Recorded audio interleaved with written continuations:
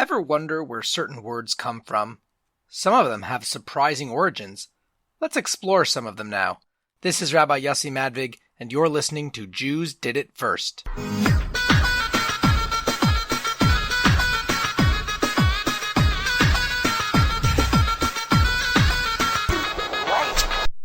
Thanks so much for tuning in. Please subscribe and leave a review.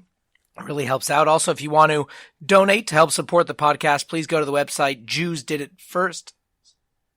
No, don't go to Jews Did It First. Go to jewishosswego.org/Jews Did It First. Just hit the make a donation button in the corner. And I want to apologize for last week's episode. I guess there was some mix-up on the audio where it got tangled. The Devar Torah at the end got tangled into the last bit. I apologize for that. But I think the gist of it was pretty clear, and hopefully you're able to figure that out. So this week and next week, I want to discuss some words that are of Hebrew origin. And this week is, I'm pretty sure of these, but some of it is conjecture. I'm sort of theorizing a little bit. I can't offer any hard evidence, but I think it's an interesting thing to recognize. Whether I'm right or wrong, I'll present you some evidence. You can do your own research, and you be the judge. So the first two words that I want to discuss are onus and onanism. They sound very similar, but they're very, very different. And in fact, this may not be a super kid-friendly episode, so if you have anyone who's a little bit younger listening, you may want to listen first and decide whether or not you want them to be listening to this. So the one that I'm the least sure of is the one onus. Onus seems to be, according to the dictionary, a Latin word, which means burden or load, and it's usually used in legal terminology, where you have, the onus of proof, or you have to, you need to prove something. The burden of proof is on you. The onus is on you. And it seems to be, everyone says it's Latin origin, Latin origin, Latin origin. Now, the truth is, as you might have guessed, at least according to my theory, Jews did it first. Now, the reason I say this is a little bit controversial is because I can't find any version of the word onus, as I understand it, in the Bible itself. However, there is the word onesh, which is punishment. And it could be that this word, which comes up a lot of times in the Bible, is the origin for this word onus. Now that's somewhat of a stretch. That's not my own theory. This is something I saw somewhere else. It is an interesting theory. However, if you look in the Mishnah, which is a legal code of about, I'd say, 1,800 years old, at least when it was written. It's collecting from much earlier than that.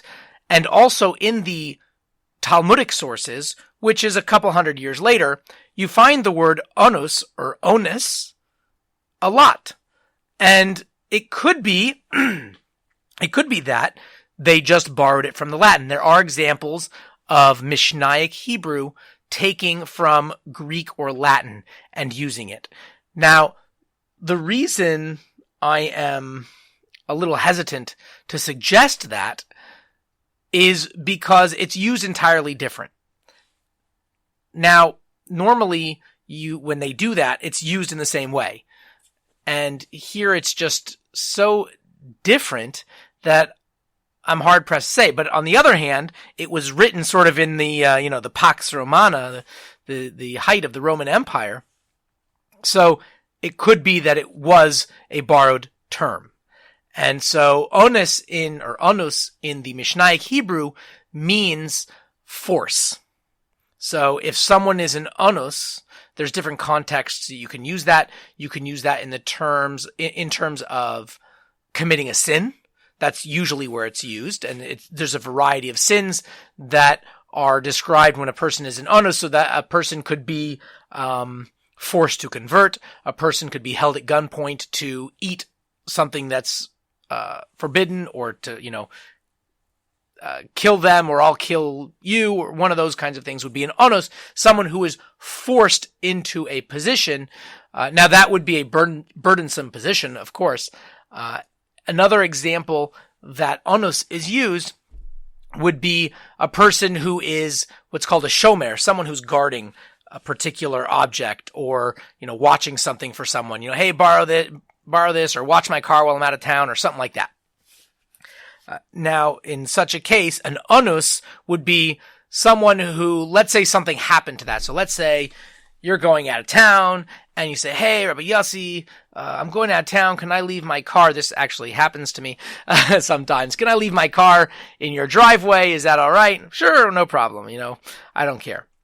Now, let's say I'm at the grocery store, and while I'm at the grocery store, someone comes to my property and breaks into this person's car and steals stuff from it. Now, the doors were locked and everything. It was on my driveway, right where they wanted to leave it. Am I responsible for that? Now, this would be a situation where I'm pretty much an onus. I had nothing to do with this. It wasn't kept in a dangerous situation. The doors were locked. It's a pretty safe neighborhood.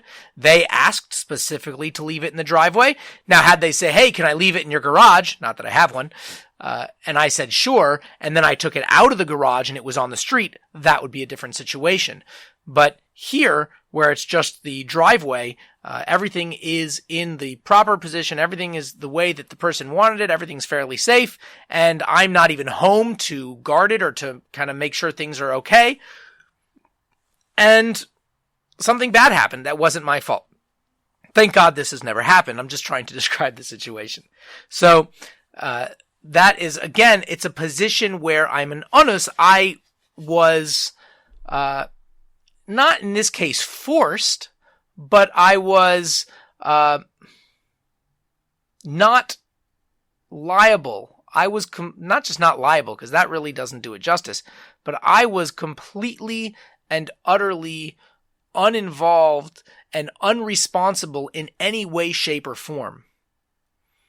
So that really is kind of the opposite of a burden. So the word, my point here is that the word is used in the Mishnaic literature so differently than the Latin.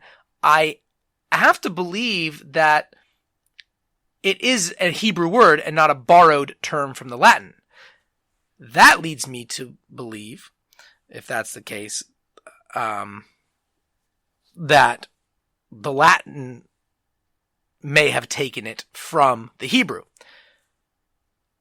and used it in that specific legal case where it's some sort of burden or load. Now, again, who took it from who? I have no idea. This is just my theory, but it's an interesting one nonetheless. Something to look into further for sure. And probably until we have some kind of time machine, we're never going to know. But what can you do? Now, for my slightly racier comments, I wanted to get into the word onanism.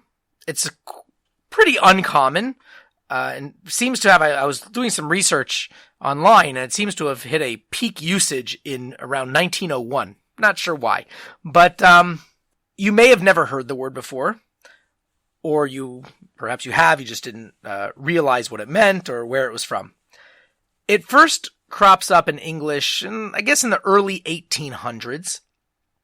And interestingly enough, according to the dictionary, it says that its origin is French or Latin. And I found that quite interesting, and you'll see why in a minute. Now, the definition is it has two definitions, either masturbation or coitus interruptus.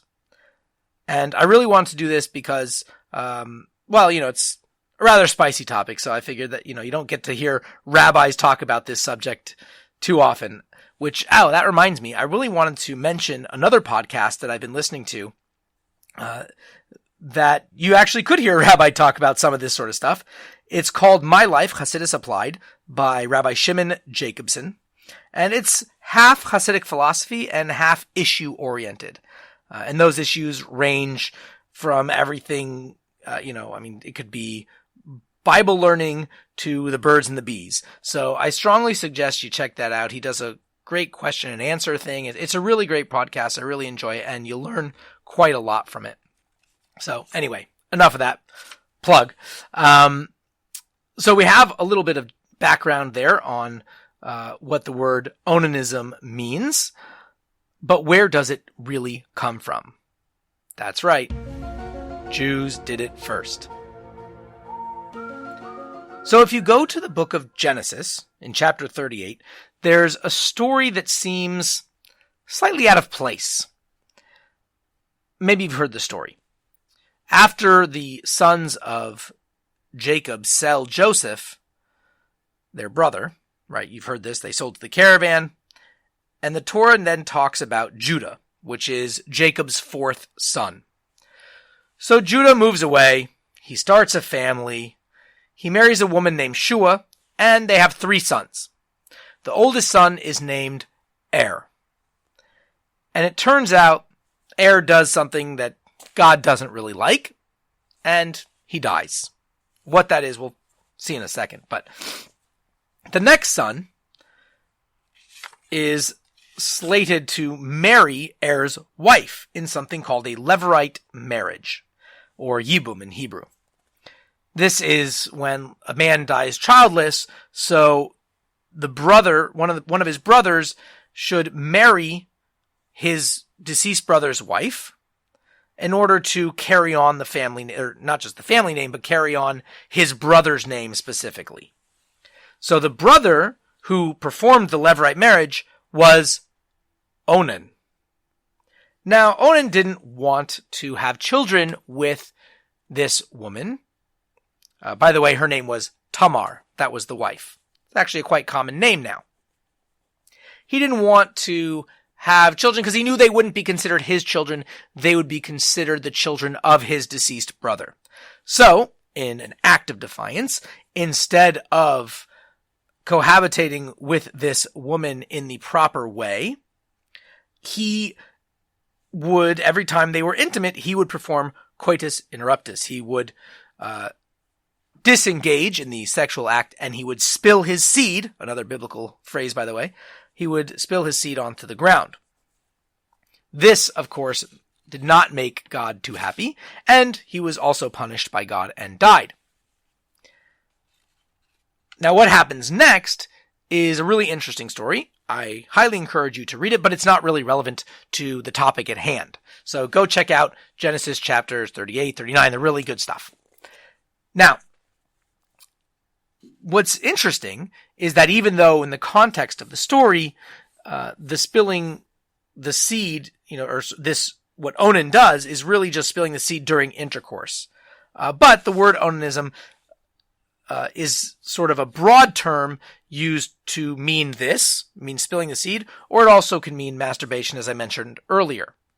Another interesting note is that we actually learn that the first brother, Er, who died, he actually died for the very same reason.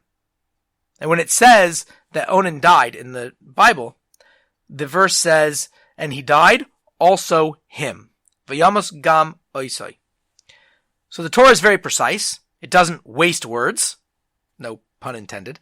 So why not just say, v'yamos, and he died? Why does it add 2 extra words, gam oisoi, also him? The commentaries explain that Er also committed this sin, and that's why he died, and also Onan died for the same reason. So why don't we call it Erism instead of Onanism? Well, because I think there's a couple reasons. One is it's explicitly stated in the Bible that this is why Onan died. It doesn't state that explicitly regarding Er. We have to learn that out. But I think also because Er's reason for doing this was mostly aesthetic. The commentaries explain that he didn't want his wife to lose her good looks by becoming pregnant, so he decided not to impregnate her. Now, yes, of course, right, pregnant is beautiful, pregnant women are beautiful, etc., but I think we all know what we mean when we're talking about this. Obviously, pregnancy does things to the body that wouldn't happen otherwise, and, for a short time, it's just different, we'll say. We'll leave it at that. Because besides, my wife might be listening in the other room. I don't want to get in too much trouble. Onan, on the other hand, didn't just... it's not like he didn't want to ruin his wife's good looks or something like that. He had a much more nefarious motive. He was trying to prevent his brother's name from continuing in the family and amongst the Jewish people. Because remember, we're talking already past Jacob. So Jacob and all his sons are the Jewish people and all of their descendants. It's not like Abraham, who had Isaac and Esau, where only one son carried on the Jewish line, or Isaac, where you had, Isaac and Ishmael. And then Isaac had Jacob and Esau, where only Jacob carried on the Jewish line. Jacob's sons, all of them, were part of the Jewish people. So he wanted his brother's name to die from the Jewish people. So not only was it a slight against God, because this is a sin to do, but also against his fellow man, especially his own family and his own brother. So it was a much more serious offense for Onan, and that's why it is called Onanism. And in fact, when I looked in the dictionary, it's telling me that the origin of the word is Latin, and then it even says from the biblical story in Genesis chapter 38. So why doesn't it say that the word origin is Hebrew? So I wrote the online dictionary about this because I just felt that they should know. And it's an important distinction, I think. Perhaps, I don't think it's some kind of anti-Semitic slight. I definitely don't think that. I just think, it's important that we should get credit where credit is due, and we should all realize that when it comes to the words onus and onanism, Jews did it first. Like I said, we've got a couple more words lined up for next week, and then I'll start my October surprise, as they call it in the election world. But for October, I have a month of beasts and monsters that Jews did first, so I'm really looking forward to doing that, and I hope you are too.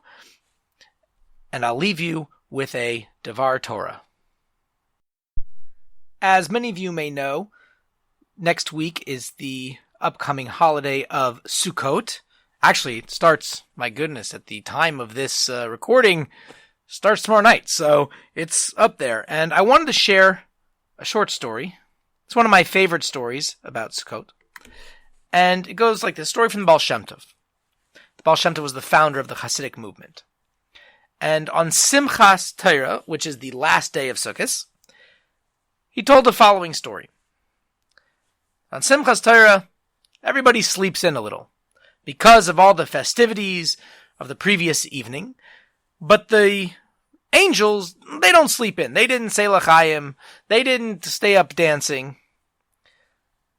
So, the angels find themselves with nothing to do because they got up on time, so to speak. And there was no one else around.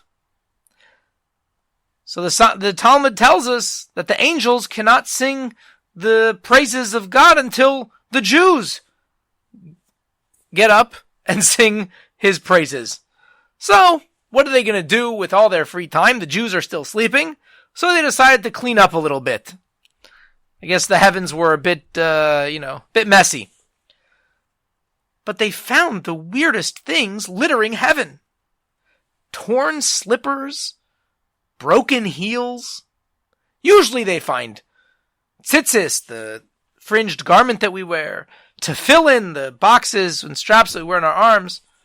Similar things like that. But they never came across something like this. What's going on? So they decided to ask the archangel Michael, Michal.